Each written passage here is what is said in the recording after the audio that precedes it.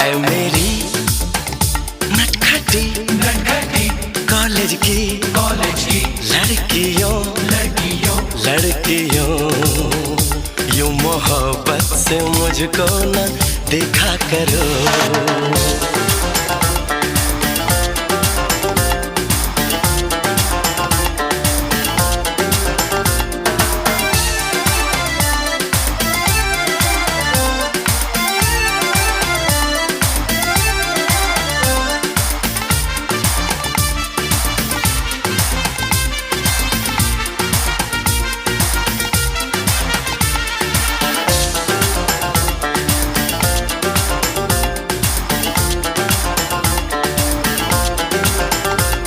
किसी को